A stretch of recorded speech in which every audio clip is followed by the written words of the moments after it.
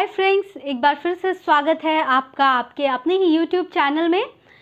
तो आज के इस वीडियो में हम बात करने वाले हैं एक बहुत ही कॉमन समस्या जो आज के डेट में लगभग सी कॉमन ही है।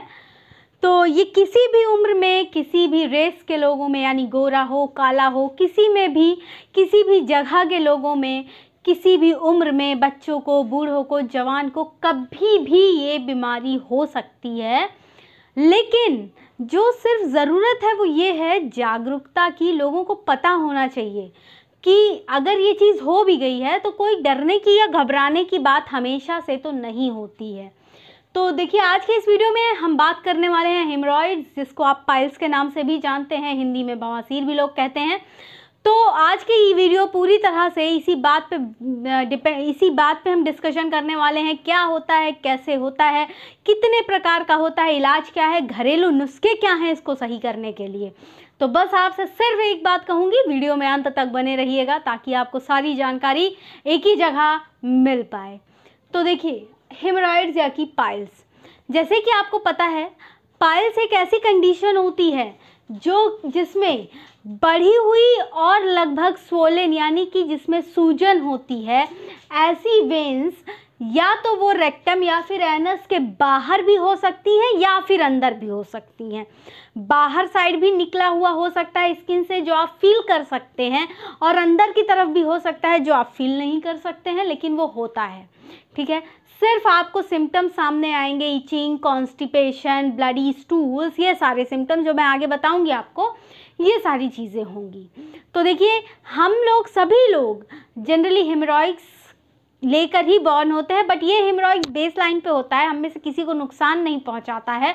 जब ये वर्स हो जाता है, जो कि हम अपनी लाइफ स्टाइल, ईटिंग हैबिट्स की वजह से वर्स करते हैं, ख़तरनाक बना देते हैं चीज़ों को, तो ये चीज़ें होती हैं। तो आज के टाइम में खाना बहुत ज़रूरी है, वो भी हेल्दी खाना बहुत ज़रूरी है दोस्तों।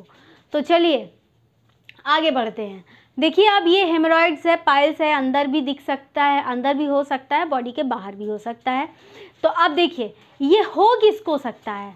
देखिए, जो लोग ओवरवेट होते हैं, ओबीज, ओवरवेट आप कब होंगे, जब आप जंक फूड्स पे ज़्यादा रिलाई करेंगे।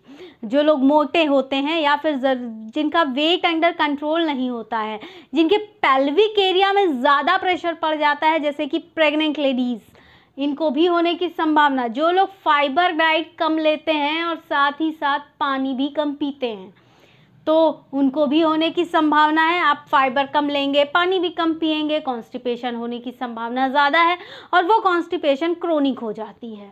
फिर उसके बाद या फिर डायरिया। डायरिया मतलब क्या, आप वॉशरूम में जाके वहाँ पे ज़्यादा समय अगर व्यतीत कर रहे हैं, तो कोई भारी वजन आप उठाते हैं लगभग हर दिन बिना किसी एक्सपर्टीज़ के, तो हो सकता है।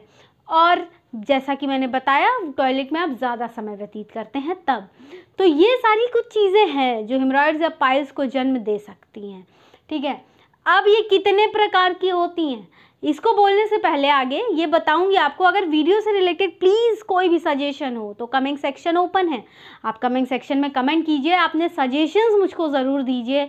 और अगर कोई और ऐसा टॉपिक, ऐसी चीज़ जिस पे आप डिस्कशन चाहते हैं, तो प्लीज़ आप उसको बताइए, मैं ज़रूर आपको उस टॉपिक पे वीडियो प्रोवाइड करूँगी।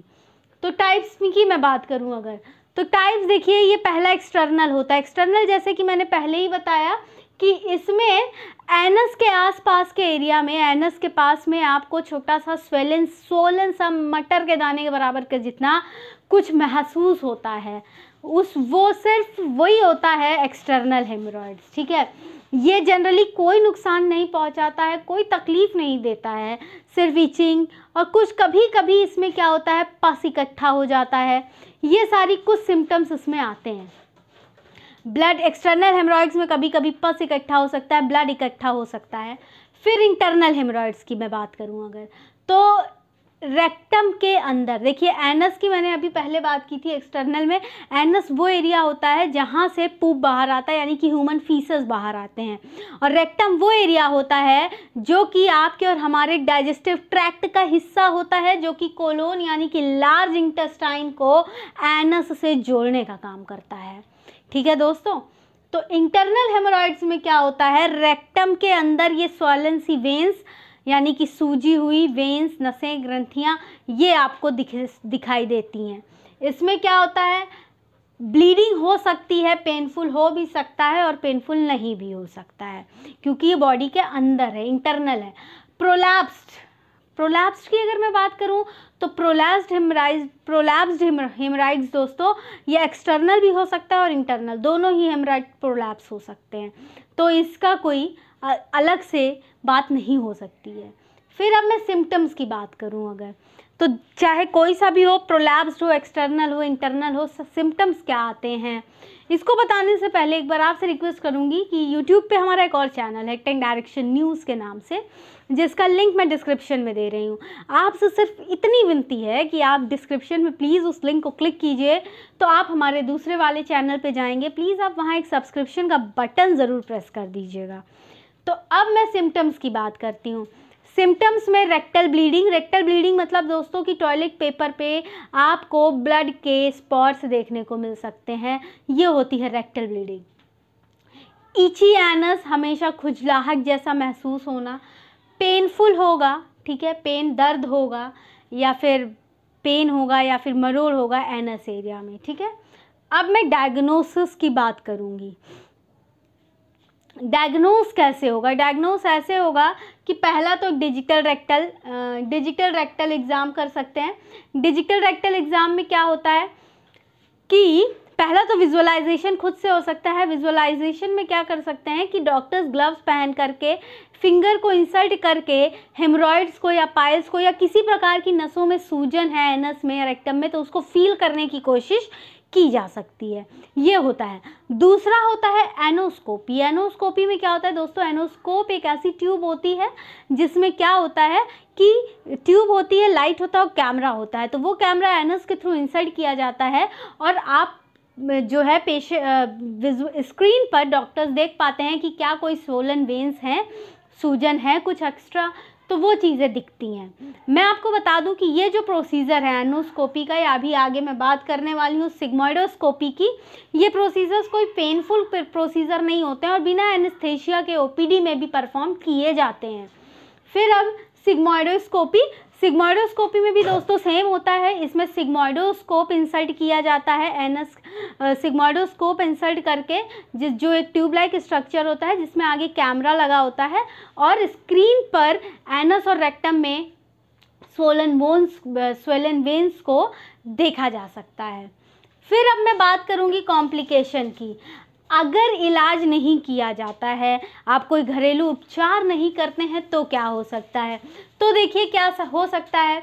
जैसे कि मैंने बताया, एक्सटर्नल हेमोरॉइड्स में कभी कभी पस भी इकट्ठा हो सकता है, ब्लड भी इकट्ठा हो सकता है और वो फिर ब्लड क्लॉट में भी फॉर्मेशन हो सकता है वहाँ पे, ठीक है। और क्या हो सकता है, ब्लड जो है एनीमिया हो सकता है और साथ ही साथ क्या हो सकता है, स्किन टैग्स मतलब दोस्तों स्किन जो एनस एरिया है, रेक्टम एरिया है, एनस एरिया के पास आपको स्किन अलग से कुछ निकली हुई फील हो सकती है, ठीक है। अब इलाज की मैं बात करूँगी, जो कि मोस्ट इम्पॉर्टेंट चीज़ है। इलाज की मैं अगर बात करूँ दोस्तों, तो इलाज, ये हेमराइड्स ऐसी चीज़ें होती हैं कि जो अगर आप घर पे इलाज करेंगे तो आपको नुकसान नहीं देगा, बल्कि फ़ायदा ही होगा, और घर पे इलाज करने से आप ठीक भी हो सकते हैं। तो इसका इलाज क्या है कि ऐसा आप वॉश, मार्केट में आप जाएंगे तो आपको वॉश लेना पड़ेगा वॉश करने के लिए उस एरिया को, जिसमें लिडोकोइन हो, विच हेज़ल हो और हाइड्रोकॉर्टिसोन एरिया हो, ठीक है। हाइड्रोकॉर्टिसोन हो, विच हेज़ल हो और लिडोकेन के कॉम्बिनेशन वाली आपको वॉश करने के लिए एक ठो लेना है लिक्विड, जिससे आपको उस अफेक्टेड एरिया को, हेमरॉइड्स वाले अफेक्टेड एरिया को वॉश करना है, ठीक है। फिर दूसरा आपको क्या करना है कि जितना ज़्यादा पानी हो सके पानी पीना है, फाइबर इंटेक अपनी डाइट में बढ़ाना है और साथ ही साथ 6 बाथ लेना है। 6 बाथ क्या होता है दोस्तों, 6 बाथ होता है कि आपको टब में थोड़ा सा गुनगुना पानी, जितना आप बर्दाश्त कर पाएँ वैसा पानी लेना है और उस पानी में लगभग आपको 20 मिनट बैठना है। 20 मिनट बैठना है और ऐसा आपको दिन में 3-4 बार करना है। इसको कहते हैं 6 बाथ। इससे बहुत आराम से राहत मिलती है पाइल्स में।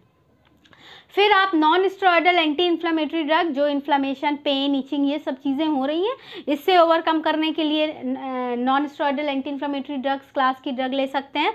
फिर उसके बाद जो अब आपके सर्जन जो डॉक्टर हैं जो अगली चीज़ कर सकते हैं वो ये कर सकते हैं कि रबर बैंड लाइगेशन में क्या होता है, जो एक्सटर्नल पाइल्स निकले हुए होते हैं एनस के पास, जो छोटा सा मटर के दाने जैसा निकला है, उसमें क्या करते हैं कि बेस से जाके डॉक्टर रबर बैंड को लाइगेट कर दें, जिसकी वजह से क्या होगा कि उस स्वोलन वेन्स में ब्लड सप्लाई जो है रुक जाएगी। ठीक है। फिर अगला जो है इलेक्ट्रोकोएगुलेशन में क्या कर सकते हैं दोस्तों, हल्का सा प्रोब के थ्रू क्या कर सकते हैं, करंट को दे दिया जा सकता है, जिससे क्या होगा, प्रोब के थ्रू जब करंट देंगे तो उस पर्टिकुलर वेन्स में ब्लड फ्लो रुक जाएगा। ठीक है। नेक्स्ट IR कोएगुलेशन में क्या करते हैं कि रेक्टम से प्रोब एक हल्का सा पतला सा रॉड लाइक स्ट्रक्चर जो इंसर्ट हो जाए, तो प्रोब जो है रेक्टम के थ्रू इंसर्ट किया जाता है और इंफ्रारेड रेज से पर्टिकुलर पाइल्स को ख़त्म करने की कोशिश की जाती है। ठीक है। नेक्स्ट है स्क्लेरोथेरेपी में क्या होता है, केमिकल्स को, जो सूजी हुई वेन्स हैं, ग्रंथियां हैं, उसमें क्या करते हैं कि केमिकल्स को छिड़कते हैं, जिससे क्या हो, जो स्वोलन सूजी हुई वेन है वो ख़त्म हो जाए। ठीक है, वो डिस्ट्रॉय हो जाए। अब जो अगली चीज़ हो सकती है दोस्तों, सर्जरी हेमरॉइडेक्टॉमी में क्या कर सकते हैं सर्जरी में, कि हेमरॉइडेक्टॉमी में जो एक्सटर्नल हेमरॉइड्स जो बाहर दिख रहे हैं उसको कट करके बॉडी से अलग किया जा सकता है। ठीक है। तो देखिए दोस्तों, ये था हमारा पाइल्स के ऊपर पूरा वीडियो। उम्मीद करती हूँ जो मैं समझाना चाह रही थी, और मैं सिर्फ इतना समझाना चाह रही थी कि आपको हर चीज़ में प्रिकॉशन लेनी चाहिए, और प्रिकॉशंस लेंगे तो ये पाइल्स भी कोई बहुत बड़ी चीज़ नहीं है। लेकिन हाँ, मैं आपको बता दूँ, अमेरिका जैसे राष्ट्र में भी ये बहुत ज़्यादा कॉम्प्लिकेटेड है, बहुत ज़्यादा फैला हुआ है, क्योंकि हमारी ईटिंग हैबिट्स जो ऐसी हो रही हैं। तो 1 आउट ऑफ 20 अमेरिकन्स में भी ये डेटा आज से पहले का है, तब ये बीमारी थी, और आज के डेट में तो लगभग बहुत सारे लोग इससे पीड़ित होते हैं। बढ़ती उम्र के संग खतरा ज़्यादा होता है, लेकिन किसी भी उम्र में हो सकता है। तो दोस्तों, this is all about today's video. तो उम्मीद करती हूँ वीडियो अच्छा लगा तो प्लीज़ लाइक और सब्सक्राइब कर दीजिए हमारे चैनल को, और वीडियो शेयर ज़रूर कीजिएगा। Thank you very much.